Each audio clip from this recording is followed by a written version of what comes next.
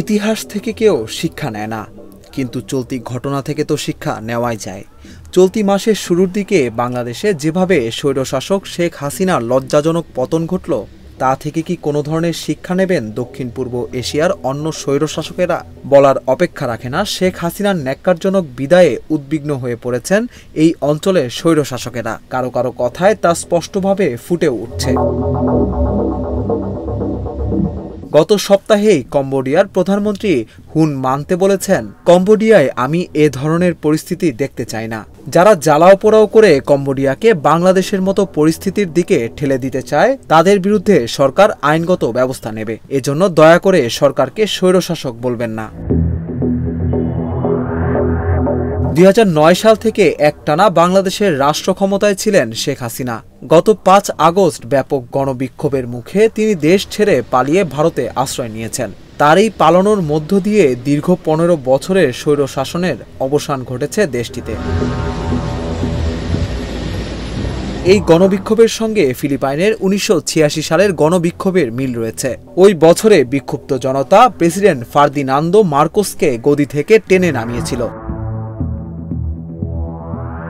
কিন্তু সব গণবিক্ষোভের পরিণতি যে স্বৈরশাসকের পতন, তা কিন্তু নয়। ২০২১ ও ২০২২ সালে থাইল্যান্ডে দীর্ঘ সময় ধরে ছাত্র বিক্ষোভ হয়েছে, কিন্তু ওই দেশে সেনা সমর্থিত রাজ পরিবারের স্বৈরশাসনের পতন হয়নি। একইভাবে ২০১২ ও ২০১৩ সালে কম্বোডিয়াতেও ব্যাপক বিক্ষোভ ও দাঙ্গা হয়েছিল, কিন্তু হুন রাজ পরিবারের কেশাগ্রও স্পর্শ করা যায়নি। তারা এখনো বহাল তবিয়তেই টিকে আছে। তবে গত জুলাই থেকে আগস্টের ৫ তারিখ পর্যন্ত বাংলাদেশে যা ঘটেছে তা এক কথায় নজিরবিহীন। আইন শৃঙ্খলা রক্ষাকারী বাহিনী দিয়ে বল প্রয়োগ করে, ইন্টারনেট বন্ধ করে, কারফিউ জারি করে ৪ শতাধিক শিশু কিশোর ছাত্র জনতা হত্যা করেও বিক্ষোভ ঠেকানো যায়নি। এই বিক্ষোভের উৎস, বিকাশ ও পরিণতি নিঃসন্দেহে ভবিষ্যতের স্বৈরশাসকদের জন্য পাঠ্য হয়ে থাকবে। আপাত দৃষ্টিতে বলা যায়, একটি স্বৈরশাসকের সকল নেতাকর্মী যখন জনবিচ্ছিন্ন হয়ে পড়ে এবং আইন শৃঙ্খলা রক্ষাকারী বাহিনী হাত গুটিয়ে নেয়, তখন সেই স্বৈরশাসকের পতন অনিবার্য হয়ে পড়ে। তবে এমন সরলীকৃত সিদ্ধান্ত সবসময় ঠিক হয় তা নয়। নিরাপত্তা বাহিনী যতক্ষণ পর্যন্ত স্বৈরশাসকের পক্ষে থাকে, ততক্ষণ পর্যন্ত রক্তক্ষয়ী বিক্ষোভ করেও লাভ হয় না। তাতে শুধু রক্তের বন্যা বয় আর শত শত মানুষের প্রাণহানি হয়। ক্ষমতার চেয়ার সুসংহতই থাকে।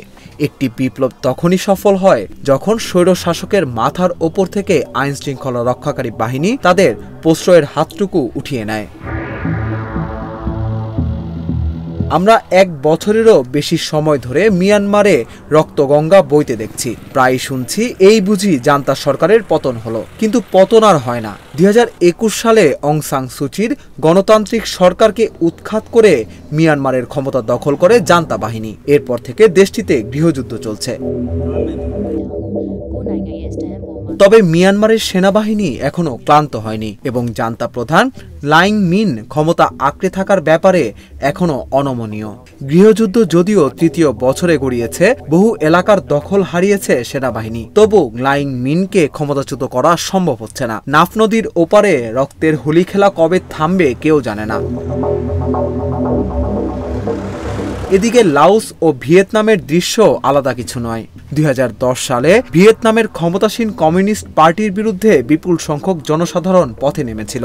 কমিউনিস্ট পার্টির প্রায় সকল নেতা ও ব্যবসায়ীরা দুর্নীতিতে এতটাই নিমজ্জিত হয়েছিল যে জনগণের রাস্তায় নামা ছাড়া উপায় ছিল না। তারা মরিয়া হয়ে সরকারের পতন চাচ্ছিল, কিন্তু তখন সরকার পতন হয়নি।